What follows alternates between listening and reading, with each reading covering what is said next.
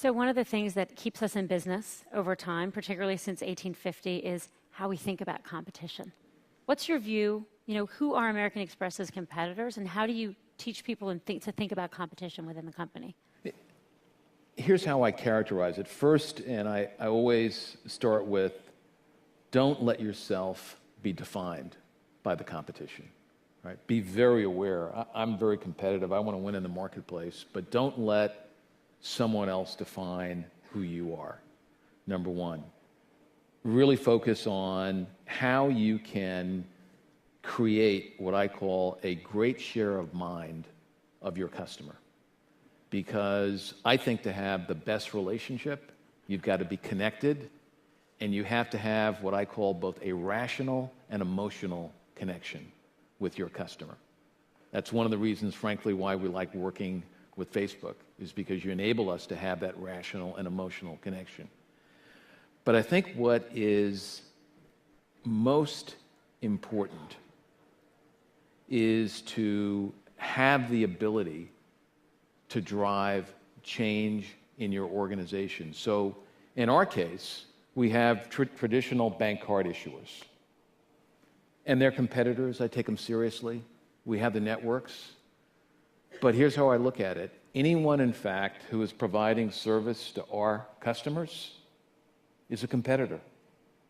Because I don't want to be reduced to a commodity that I'm viewed as just facilitating a payment. We're a services company. We happen to use payments to deliver services to our customers. And so we are clearly focused on traditional competitors. But the reality is, as we look at new competitors, we have partners who are competitors, whether it's Google, whether it's Facebook, whether it's Amazon. The reality is that I think anyone, in fact, who wants a share of mind of a customer is a competitor. Now, what you've got to do, my view is, you want to affiliate and partner with those people who, in fact, will allow you and work with you to create that relationship. So we have a clear focus on our competitors, but we don't let our competitors define who we are, and we try to define the marketplace in a way that allows us to get a great share of mind of our customer. Which is customer service, and I think everybody here would agree. It's odd if you don't have a good customer experience with American Express. That's actually probably the biggest problem you guys face on the odd occasions that it doesn't work, then it really doesn't work. When you look at other companies, and because we've had lots of companies here today, General Motors was here today, Mary Barra was here, and you look at customer service and the culture that you've created at American Express, what do you think it is that you have done that has allowed this to take place and to be sustained as long as it has? But, you look at a lot of companies, and this culture is very, I think, unique. And again, I'm not trying to pander. Just as a customer, I see it, and I want to try to. If you could bottle it, how would you do that? What is it? Well, I think first of all, we look at service as a fundamental attribute of our brand, and one of the things I really say in the company, and I can say it with full sincerity, that we believe it's noble to serve. And you've got to have people who have to have this attitude that they want to serve. But is that about hiring? People. Is that about is it about how much money you're spending? I mean, are you spending more, you think, on people than other institutions are? I will give you some examples. And the whole issue is, you look at the economics. If you do it right, the economics are even better. But one of the things that we did, so we've had a great history in customer service, but around 10 years ago, I said we have all these efficiency metrics and service metrics, but at the end of the day, I want our people even more engaged with the customer. And so what we did was we changed our metrics. We used to have, how long is someone on the phone? You get off the phone, but handle it well. We said, take as much time as you need to resolve the issue with the customer. Now, at the end of the day, if we do that well, end to end, we're going to have a more satisfied customer that's going to stay with us longer, that's going to spend more. And so what's essential is our customer service people, we call them customer care professionals, because that is the designation that we think is important. And is technology going to change that for the better or the worse? And the only reason I ask that is because it's one thing to call the number and to not wait on hold and to actually get the person on the phone and them to help you. It's very different when you have that sort of colder relationship. Maybe more efficient in some ways, maybe cheaper for you on the other end, I don't know. But how do you think about that? Oh, look, we're doing video chat, we're doing customer service on Twitter. The reality is that what you want to do is match the service interaction to whatever channel you want to be served. You want the human interaction, we can provide that. And there are a number of situations, and that's where I give Jeff Bezos tremendous credit in Amazon. I think they have created a terrific customer experience. So it is not the issue of the channel, it's the attitude and commitment of getting it right for the customer and really having this attitude that we're here to serve. Right. The other point that I would emphasize is the level of innovation that has taken place. So the reality is, who has a very strong partnership with Facebook, with Uber? We just announced a partnership with Airbnb. We have the largest rewards currency of any payments provider by far, and what we've done is we've integrated that in to the mobile experience. So the constant innovation coupled with this tremendous service ethic and ethos has allowed us to price for value. Right. You just mentioned Uber and Airbnb. We were talking about them a little bit earlier.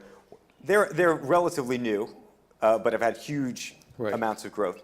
When you think about an old brand or an older brand like American Express deciding to partner with an Uber, which is a new, aggressive brand, they've had their own travails in the press recently. Same thing with Airbnb, their regulatory issues. How do you make that decision? Is there a reputation? Do you think about a potential reputational risk? I'm just sort of thinking as a corporate partner of some of these newer companies that have been in the news and frankly in a little bit of trouble, how you think about that? I think what's very important for us is our brand is the reputation of the company. And I have a saying in the company that we only make deposits in the brand bank, never withdrawals. So we think about the brand all the time. Now, what we've got to think about is what are the value propositions that we're bringing the customer? How does the customer react to the services and the products that we're offering? But innovation is very critical to our brand. And so what's important, and the reason why we've been successful in partnering with a number of these players, is that what we presented to them is that American Express has an integrated payments platform that can be used to deliver a range of services both online and offline. When you do retire at some point, maybe 10 years from now, 15 years, who knows, what would you like to see as your legacy? What would you like people to say, this is what he did for American Express or American business? Yeah, I think what's important as you think about legacies is a lot of times people focus on what happens after 2 or 3 years. I think your legacy really is what happens after decades after you've left. And so what I certainly would like people to think is that I was really focused on transforming the company. I was focused on growth, that I had a real commitment to developing a culture that would sustain itself for a long period of time. And part of that culture is from an integrity standpoint. That's something that is core to our company and that I believe in strongly. And I think I'm going to be judged by the leadership that I've put in place. But I also believe that there are strategies that we are putting in place in the company that will make a difference, I hope, for several decades. How do you then make sure you innovate? Big company, how many employees do you have? 62,000. 62,000 feels like a lot, I think, to almost any, maybe there are some here with bigger ones, but it feels like a lot.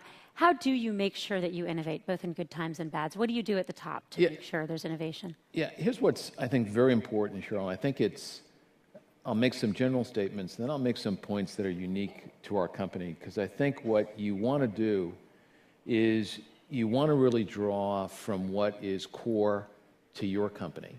And one of the things I've stressed with us is that we started off as a freight forwarding company, all right? So we were not created in a dorm room or a garage, probably a stable. And what we did was we transported goods from east to west, but we built up a level of trust. We had a focus on service. But then, in fact, we moved to traveler's checks, to travel, to payments. And one of the ways you drive innovation is, in fact, you have to constantly reinvent yourself. And you have to be willing to challenge the status quo.